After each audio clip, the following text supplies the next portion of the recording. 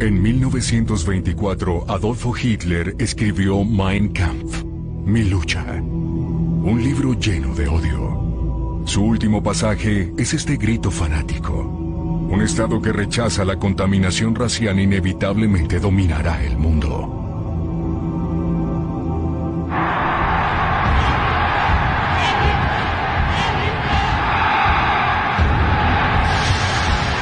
Adolfo Hitler nació el 20 de abril de 1889 y se suicidó el 30 de abril de 1945.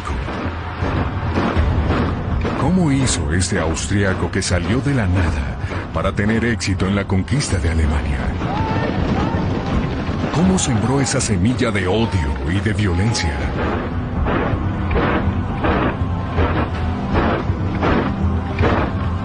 ¿Y cómo Hitler y los nazis arrastraron al mundo hacia un apocalipsis?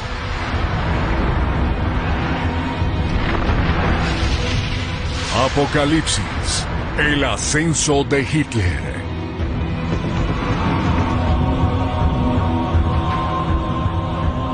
¿Cómo fue posible el fenómeno de Hitler?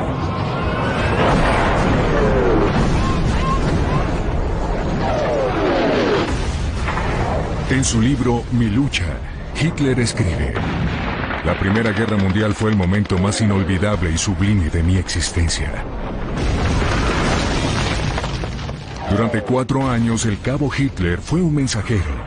Llevaba mensajes para el 16º Regimiento de la Infantería de Baviera. Corría de trinchera en trinchera entregando órdenes a los soldados. Era una misión peligrosa. Fue condecorado con la Cruz de Hierro. Siempre usaba su cruz de hierro cerca de su insignia del partido nazi. Durante la Primera Guerra Mundial, Hitler aprende a sentir un desprecio absoluto por el valor de la vida humana, como muchos otros soldados en este conflicto terrible.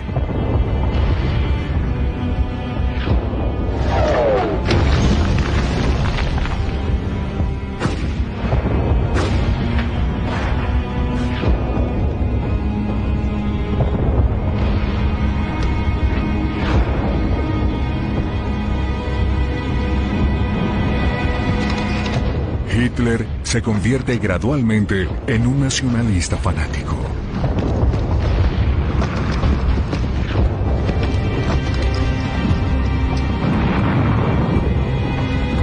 También en las trincheras surge la confusa idea de que algún día daría testimonio y defendería a sus compañeros en miseria. En otras palabras, incursionó en la política. Hitler siempre supo cómo explotar su camaradería con sus compañeros veteranos de guerra, como lo haría 15 años después en este discurso a los trabajadores en la fábrica de Siemens. Volksgenossen und Genossinnen, meine deutschen Arbeiter, ich bin aus euch selbst herausgewachsen, bin einst selbst unter euch gestanden, bin in 4,5 Jahren Krieg wieder mitten unter euch gewesen und habe mich dann durch Fleiß, durch Lernen und ich kann sagen durch Hungern langsam emporgearbeitet. In meinem innersten Wesen bin ich immer das geblieben, was ich vorher war. Una sucesión de acontecimientos acentuaron su compromiso político. Durante la noche del 13 de octubre de 1918, un ataque con gas lo dejó temporalmente ciego. Fue evacuado a un hospital de campaña y luego llevado a Alemania. Mientras tanto, en el frente, los alemanes son derrotados y muchos son hechos prisioneros.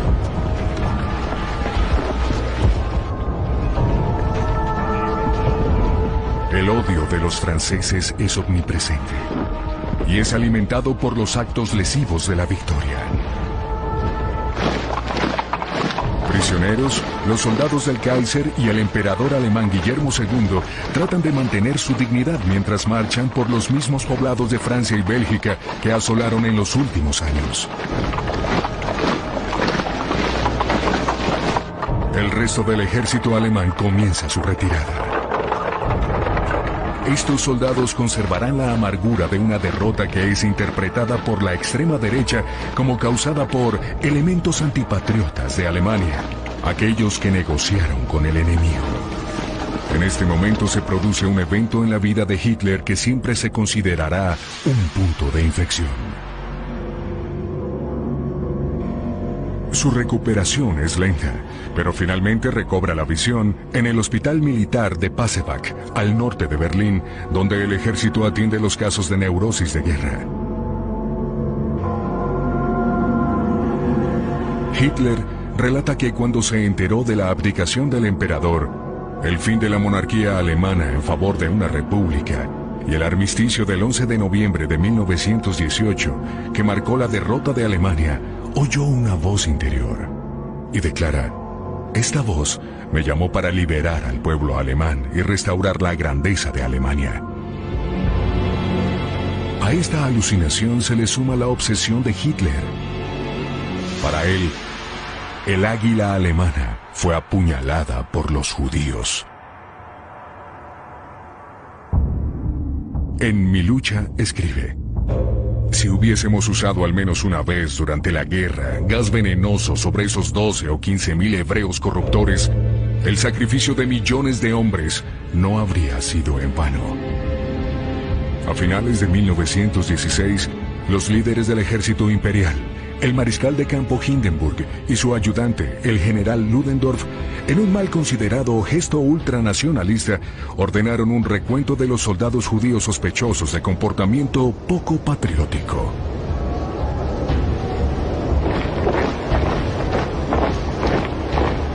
El antisemitismo se remonta siglos atrás y no conoce fronteras. Perseguidos por el destino a lo largo de la historia, los judíos, fuesen pobres que vivían en guetos o burgueses, se convirtieron en chivos expiatorios en momentos de crisis.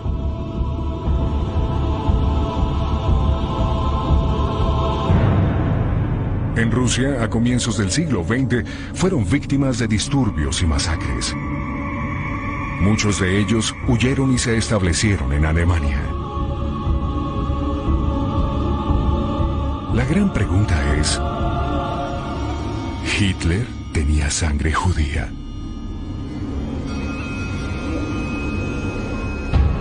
Uno de los secretos más celosamente guardados del régimen nazi es que él fue incapaz de demostrar lo contrario. No sabía quién era uno de sus abuelos. La identidad de su padre se desconoce. La abuela de Hitler se casó con un molinero, Johann Hitler, quien reconoció a su hijo y le dio su apellido. De acuerdo con la ley nazi, Hitler no cumplía con la llamada protección de sangre, criterios impuestos a los alemanes que para evitar la persecución debían probar que ninguno de sus abuelos era judío. Hitler no pudo probar que no era de sangre judía en términos nazis. El 20 de abril de 1889, Adolfo Hitler nace en el seno de una familia católica en lo que entonces hacía parte del Imperio Austrohúngaro, en Braunau am Inn, una pequeña población en la frontera con el Imperio Alemán. Su padre era un oficial de aduanas, un viudo que se volvió a casar con su prima mucho más joven. Una unión por conveniencia. Durante la infancia de Hitler, la familia se trasladaba con frecuencia debido a los cambios de asignación de su padre a lo largo de la frontera. A los 8 años era monaguillo en ese monasterio. Cantaba y admiraba el sentido de sacrificio de los sacerdotes en su misión. Nota una extraña cruz en el remate frontal del monasterio. Semejaba la esvástica, que se convertiría en el emblema nazi. Hitler siempre recordaría la cruz del monasterio como si fuera un presagio de su destino.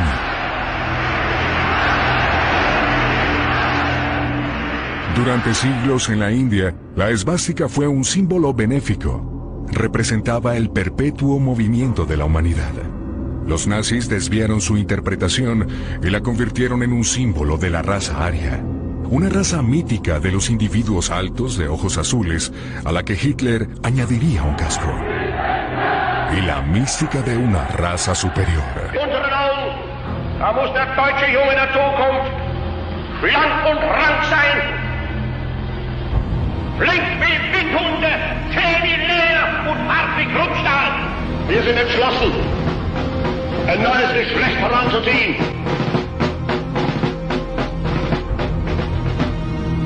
Al crecer, Hitler no correspondía a este ideal. Era muy mimado por su mamá. Regresaría a este paisaje de Austria en los momentos más importantes de su carrera, pocas semanas antes de la invasión a Polonia y al comienzo de la Segunda Guerra Mundial. Estas son imágenes de la casa de su infancia, grabadas y editadas por su amante Eva Braun. No guarda resentimiento hacia su padre, un estricto y disciplinario ebrio. Pero su madre, que murió de cáncer a la edad de 47 años, fue la única persona que Hitler realmente amó. Durante todo el cumpleaños del Führer, ella reinaba sobre los presentes, y en su refugio, durante sus últimos momentos de vida, Hitler portaba su retrato. Estaba en conflicto con su padre, quien deseaba que fuera un funcionario público. Pero no continuó con la escuela.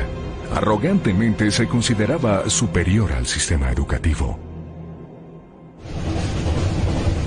A los 19 años, después de la muerte de su madre, se muda a Viena.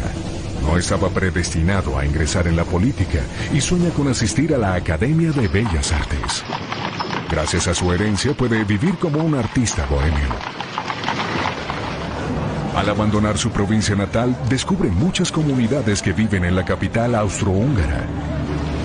Checos, polacos, italianos, croatas y judíos. Más tarde diría, me pareció la encarnación de la profanación racial.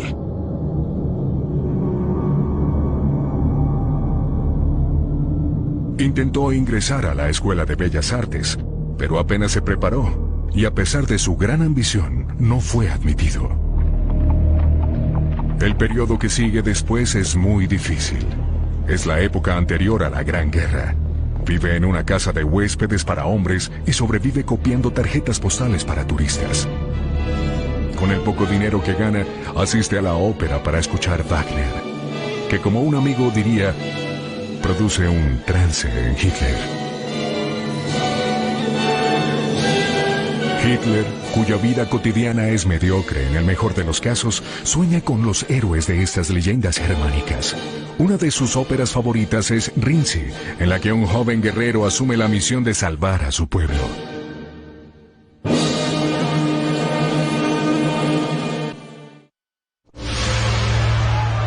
Movilización. Hitler tiene 25 años. Es el 2 de agosto de 1914 y la declaración de guerra transformará su fallida vida de artista. Antes de ingresar al servicio militar, abandona Austria. Ahora se encuentra en Alemania, en Múnich, arrastrado por la locura del sentimiento nacionalista extremo que precipita a toda Europa hacia la gran masacre. Participó en la guerra y esta lo transformó.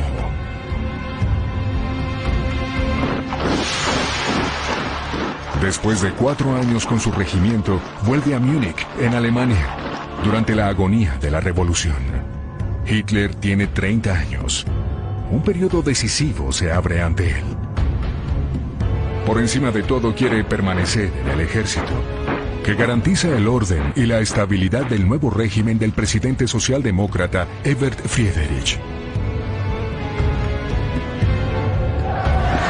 La joven república debe tratar con el movimiento marxista revolucionario que trata de tomarse el poder, como lo hicieron los bolcheviques en Rusia 2 años antes. El ejército los aplasta con la ayuda de nacionalistas voluntarios, los Freikorps, un movimiento naciente que serían los futuros nazis. Hitler sirve en el ejército con gran celo. Su objetivo primordial es mantener un techo sobre su cabeza y mantener a su equipo, para lo cual nada lo detendrá. se convierte en un provocador, un informante, denunciando a los compañeros sospechosos de ser comunistas. Sus superiores, cuyas funciones incluyen el control de la población mediante la lucha contra las ideas comunistas, toman nota de su fervor antirrevolucionario y le encomiendan una misión: la reeducación política de los soldados alemanes y de los prisioneros de guerra. Las notas de los comandantes de Hitler dicen: es un orador nato. Su fanatismo y su populismo cautiva a los oyentes, obliga a los demás a pensar como él. Hitler dijo: en ese momento comprendí que sabía hablar. Desde sus inicios, Hitler supo despertar fervor y alimentar lo que sus oyentes querían escuchar. En 1919, denuncia la vergüenza nacional del Tratado de Versalles.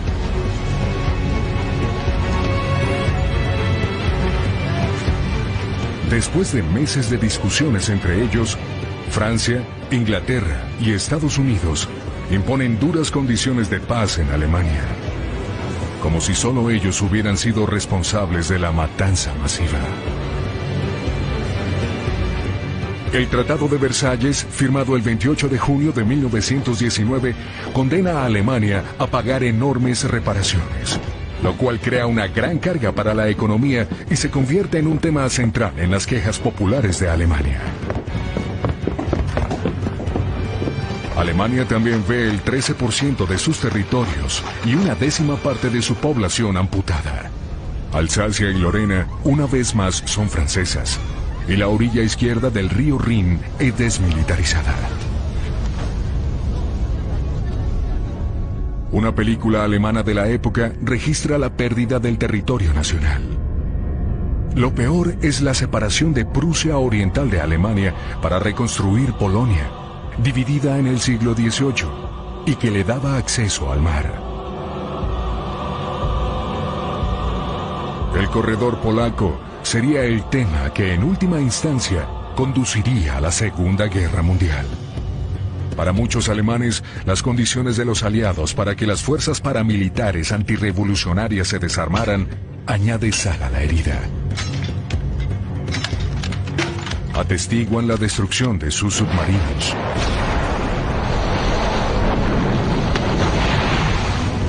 sus buques de guerra y su fuerza aérea. El ejército de Alemania fue reducido a 100.000 hombres. Hitler, contra su voluntad, se desmoviliza de la región de Baviera, que está en revueltas, y es donde más proliferan grupos extremistas de derecha. Aquí es grabado por primera vez durante una manifestación del Partido Obrero Alemán. Ya en 1919, el ejército le había ordenado infiltrarse y espiar a este grupo. A falta de mejores perspectivas, sigue siendo uno de sus miembros y se convierte en un agitador político de tiempo completo. Políticamente, Baviera está en el extremo derecho, mientras que el poder en Berlín con la República de Weimar es de centro izquierda, llamada así después de que la nueva constitución se convirtió en ley.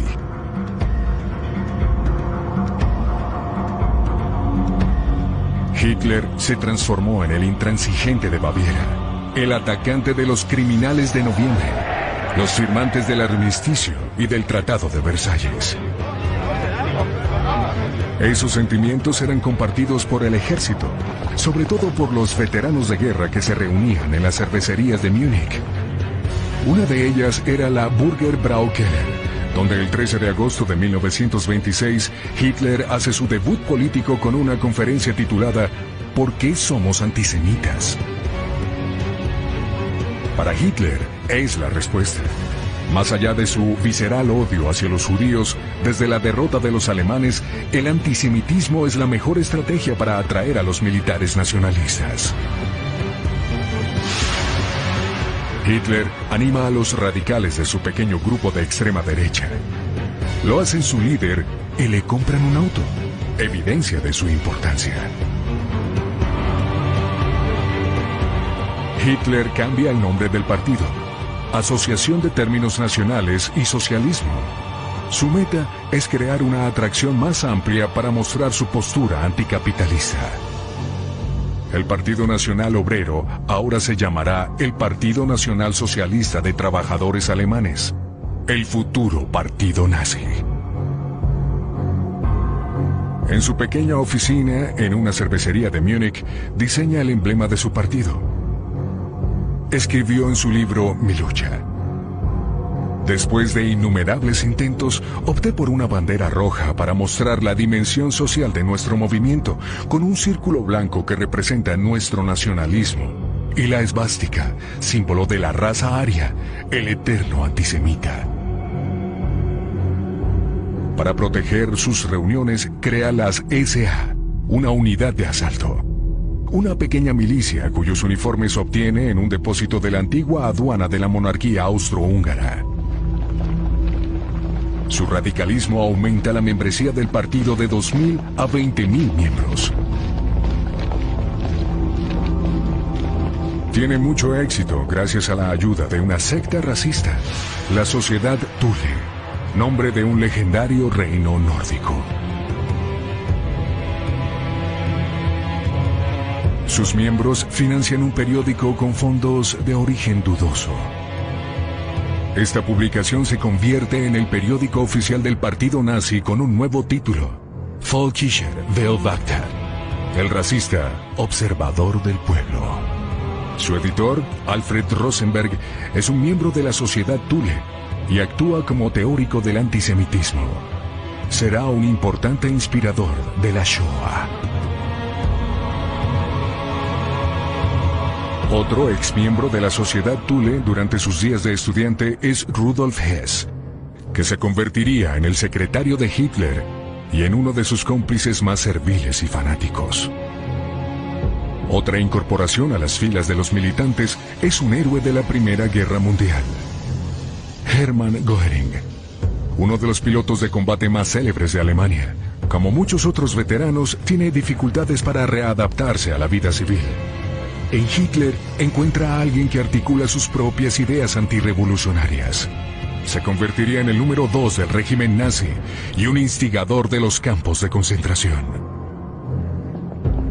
En 1922, en una marcha política, Hitler ubica a Göring cerca al general Ludendorff, todavía con su casco de punta, para mostrar a los veteranos que su jefe en tiempo de guerra apoyaba a los nazis. Ludendorff, uno de los hombres más responsables de la prolongación de la guerra, está convencido de que los políticos les negaron la victoria. Esta teoría es compartida por muchos generales alemanes. La adhesión de Ludendorff a las ideas nacionalistas le abre nuevas perspectivas a Hitler. Todo parece posible.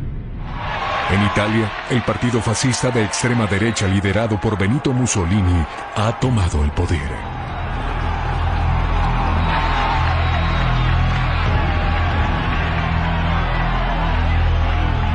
¿Sería Hitler el Mussolini alemán?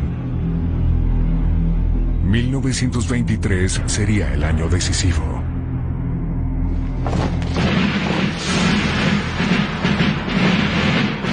...11 de enero de 1923. Sorprendidos, los alemanes ven con impotencia cómo soldados franceses y belgas toman el control de la cuenca del Ruhr, la minería de Alemania y la región productora de acero.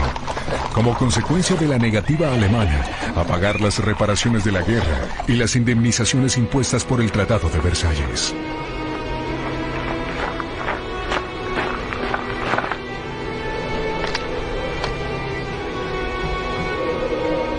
Los franceses y los belgas toman el pago directamente en forma de carbón. En consecuencia, el gobierno alemán ordena una resistencia pasiva, una huelga de los trabajadores de los mineros y los trabajadores del ferrocarril. Los franceses sencillamente reemplazaron a los huelguistas.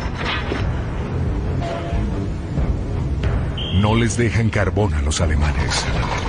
La situación se torna peligrosamente tensa. El 10 de marzo de 1923, un oficial francés, el teniente Pierre Coupin, del 17º Batallón de Infantería, es asesinado. Su ataúd es enviado a casa a través de ciudades, y los oficiales franceses abofetean a cualquier alemán que no se quite el sombrero. Imágenes imborrables, capturadas para siempre, que serán explotadas por los nazis. Hitler denuncia la debilidad del gobierno que permite a los franceses tratar a Alemania como una de sus colonias.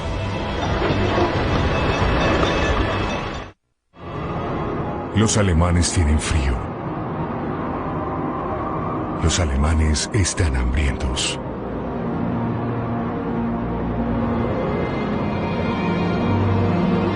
Tratan de recuperar el carbón de los franceses. La República de Weimar debe importar carbón y pagar a los mineros en huelga. Estos enormes gastos del sistema provocan que la Oficina de Finanzas imprima enormes cantidades de dinero. El marco se deprecia de forma espectacular. Un día, los alemanes llegan a pagar 1.000 millones de marcos por un kilo de patatas, y al día siguiente 460.000 millones por un pan. Con el aumento de la inflación y el desempleo, la extrema derecha de Baviera se moviliza, con el general Ludendorff como su líder.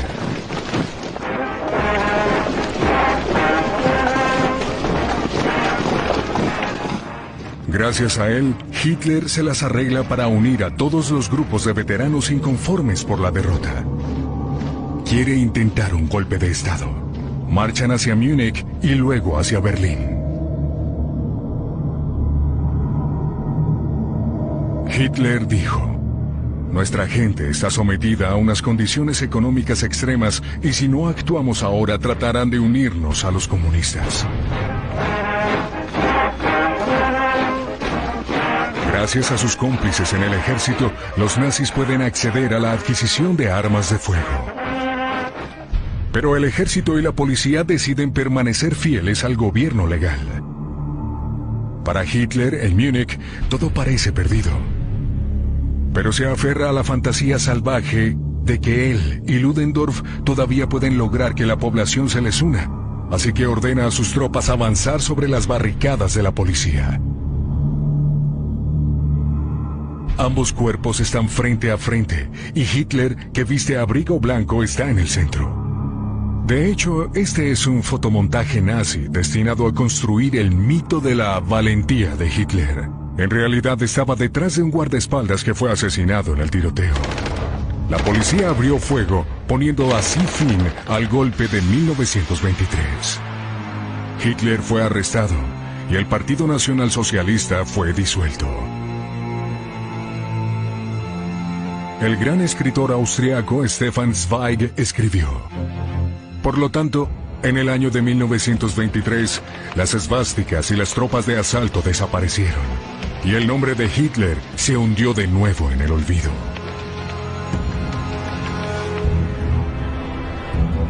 Tres meses después de su detención, se realizó el juicio a los golpistas en Múnich. Hitler fue acusado de alta traición, delito castigado con la pena de muerte. Ludendorff, que ni siquiera estuvo en prisión, llegó al juicio en un auto de lujo con sus abogados. Fue liberado sin problema por respeto a su pasado glorioso y porque seguía teniendo influencia en el partido. Fue absuelto. Hitler, que amenazó con quitarse la vida, se dio cuenta que el tribunal no era tan hostil como él pensaba, y basado en su talento oratorio, lanzó su habitual y feroz discurso contra el gobierno y los judíos. El juicio se convierte en un púlpito inesperado. Los jueces sienten cada vez más simpatía por él y el público se atropella para entrar. Como resultado, el veredicto resulta ser menos grave de lo que Hitler temía. Es condenado a 5 años en una celda relativamente cómoda y con vista al campo.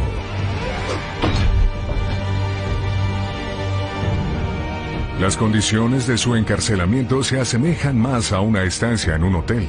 Es libre de recibir simpatizantes nazis en cualquier momento del día. Un partidario incluso llevó una corona de laurel para el hombre al que llamó la encarnación del deseo ardiente de la nación. Hitler recibía todas las publicaciones de prensa que quería y comenzó a leer a Marx.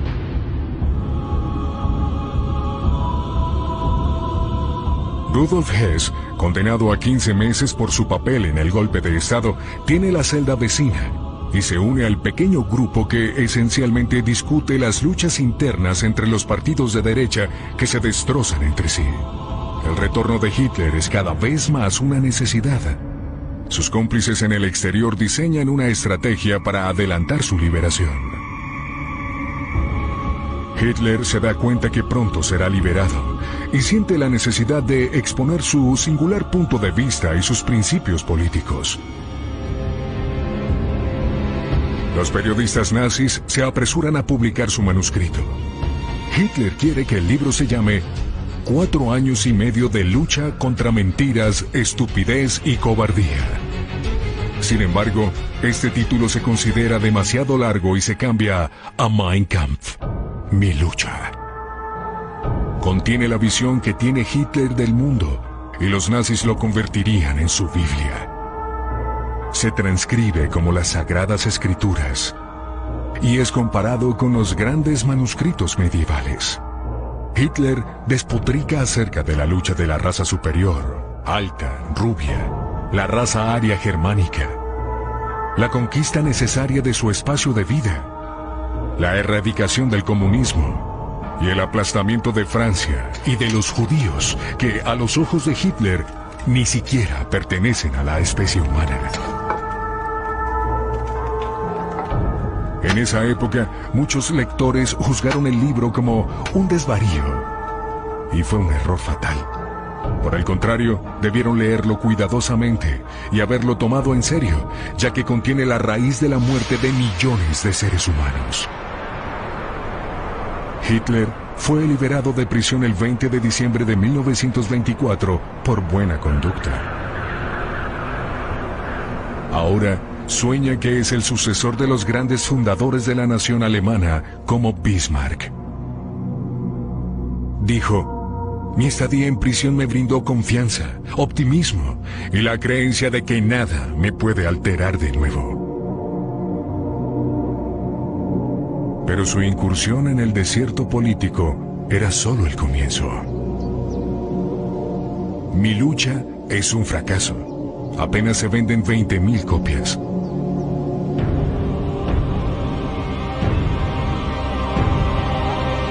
Hitler pasa gran parte de su tiempo en el pequeño pueblo bávaro de Dachdiesgaden, donde alquila un pequeño chalet. Escribe el segundo volumen de Mi lucha. Se trata fundamentalmente de su proyecto de expandir el espacio de vida de Alemania en Rusia. Las ventas del libro son normales hasta que toma el poder en 1933.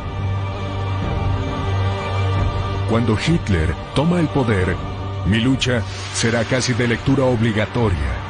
El Estado alemán lo ofrece a las parejas como regalo de bodas. Si no estaba en su biblioteca, podía ser denunciado por traidor.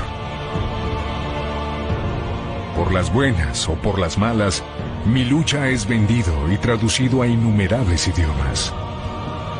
Los pagos de regalías son astronómicos. Hitler se convierte en un hombre muy adinerado. El 27 de febrero de 1925, Hitler hace su reaparición política en la sala de la famosa cervecería de Múnich, donde lanzó el golpe de Estado, reafirmando su liderazgo en el partido nazi. Al día siguiente, se produce un evento que hará avanzar su causa. La encarnación misma de la nueva democracia alemana, el primer presidente de la República de Weimar, el socialdemócrata Friedrich Ebert, muere por una maltratada apendicitis. Los alemanes lamentan su pérdida. Ahora deben elegir un nuevo presidente, y la esvástica hace su reaparición durante la campaña política. La prohibición del partido nazi había sido recientemente levantada, pues ya no se consideraba peligroso. De hecho, Ludendorff, el candidato de los partidos de extrema derecha, obtiene apenas el 1% de los votos. El fracaso de Ludendorff es lo que Hitler deseaba en secreto, ya que se trataba de su principal rival y apenas se le ayudó en su campaña. Revelando su instinto político, dijo: "Dimos el golpe final". El hombre que los alemanes eligen es el comandante de la Primer Gran Guerra, el mariscal von Hindenburg.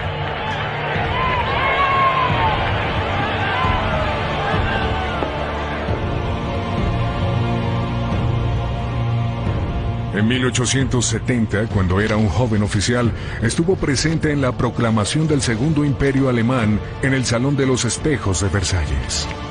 Convence al ejército y se une a los conservadores, hecho que le preocupa a la izquierda y al resto de Europa. Hitler está al acecho. El partido nazi se esparce como un cáncer por toda Alemania.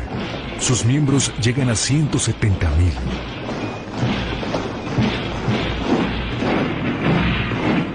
Hitler transforma sus tropas de asalto en un verdadero ejército privado. Son cada vez más jóvenes. Pero que nadie se equivoque, estas hordas paramilitares están compuestas de brutales fanáticos, asesinos. Su nuevo uniforme recibe el apodo de los camisas pardas. Una imitación de los camisas negras de Mussolini, quien algunos años antes entró con mucho éxito en Roma. Otro de los símbolos tomados de Mussolini es el saludo romano, el brazo extendido acompañado de un grito gutural. En el caso de Mussolini era ¡Viva il Duce! Con Hitler se convirtió en Heil Hitler o Larga Vida a Hitler. El uniforme de las SA es creado por un selecto grupo de diseñadores alemanes. Entre los fabricantes de Stuttgart está el diseñador Hugo Boss, quien promovió su campaña de adhesión.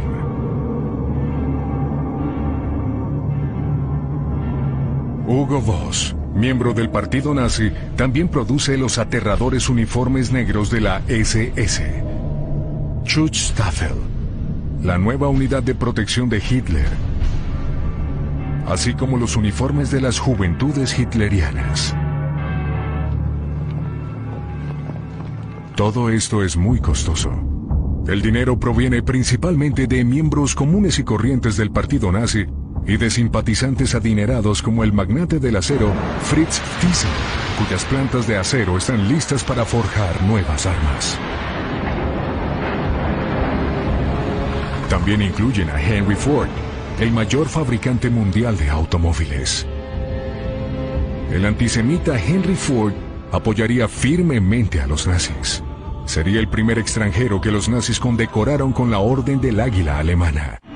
En 1927, Hitler escoge Nuremberg, un bastión nazi y una ciudad medieval de gran importancia histórica que tiene un encanto wagneriano que manifiesta su relación con los caudillos germanos de la Edad Media.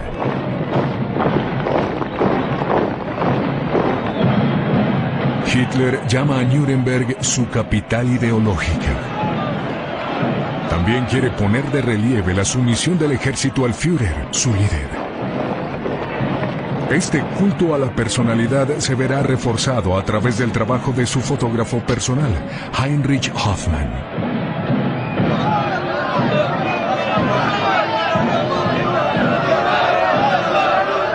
Siempre en el centro de eventos.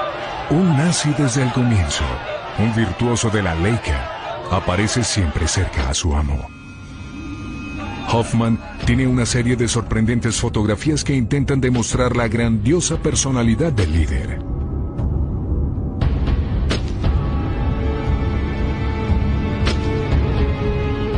Para cautivar a las votantes femeninas, logran que los nazis puedan captar sus preferencias. En la pequeña tienda de fotografía de Hoffmann en Múnich, Hitler, como siempre, inspirado por Wagner y fascinado por los movimientos de los cantantes de ópera, Estudia toda una serie de gestos que transmiten dominio y que utilizará en las primeras manifestaciones nazis. Hitler dijo: las masas son femeninas y estúpidas.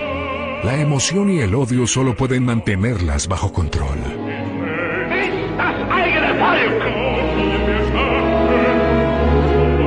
Deutsches Volk hilft ihm selbst.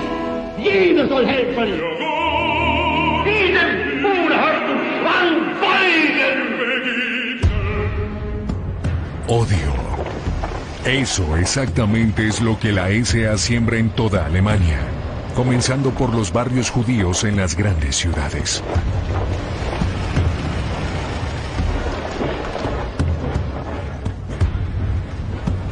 En lo que aún era una sociedad pacífica, Stefan Zweig, testigo del nacimiento de la violencia, escribió: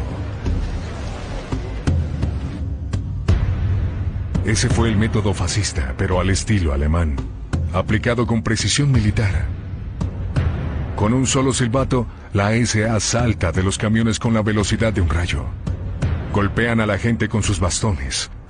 Y al sonido de otro silbato suben de nuevo a los camiones y desaparecen tan rápido como llegaron.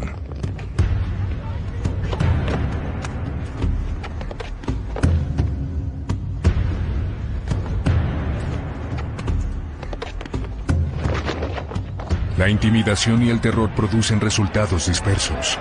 En 1928, en las elecciones legislativas de Alemania, los nazis obtienen solo el 2.6% de los votos, menos de 1 millón de ellos. Los comunistas obtienen 3 veces más. El Partido Central 4 millones y el de derecha 5 millones. Los socialdemócratas están a la cabeza con 10 millones de votos. Sin embargo, en el Reichstag, el Parlamento de Berlín, este 2.6% de los votos, principalmente de las zonas rurales, se traduce en 12 nuevos diputados nazis. Crean un gran impacto, ya que todos visten el uniforme de la SA. Entre ellos, Hermann Göring, que hace su reaparición. Herido en el bajo vientre durante el golpe de Estado, ha ganado mucho peso y se convirtió en adicto a la morfina. Por último, ocurre la gran entrada de Joseph Goebbels en la política, que corresponde a una máxima formulada por Nietzsche en el siglo anterior.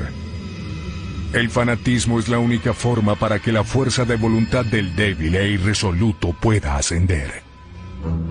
Goebbels no es el tipo alto, rubio y ario. Es bajo, cojo y sufre de complejo de inferioridad desde la infancia debido a su pie deforme. Sin embargo, su diabólica astucia compensa estas desventajas. Es un rebelde contra la sociedad que coqueteaba con el marxismo hasta el encuentro decisivo de su vida con Adolfo Hitler. Goebbels vio la luz. Al negarse a publicar sus manuscritos, los judíos le habían impedido convertirse en un gran escritor y los comunistas eran responsables del caos en la sociedad. Dijo alguna vez: entramos en el Reichstag como lobos en el redil de las ovejas. Pero era imposible en este momento, tanto para el público como para los diputados, comprender el significado de esta declaración. La opinión del público en general de los nazis se expresa en el periódico Frankfurter Zeitung. Hitler no tiene ideas o pensamientos coherentes. Hitler es un loco peligroso. Llegó a este punto siguiendo a la letra la ideología de guerra, la interpretación de una manera primitiva, como si viviéramos en tiempos de las invasiones bárbaras que provocaron la caída del Imperio Romano.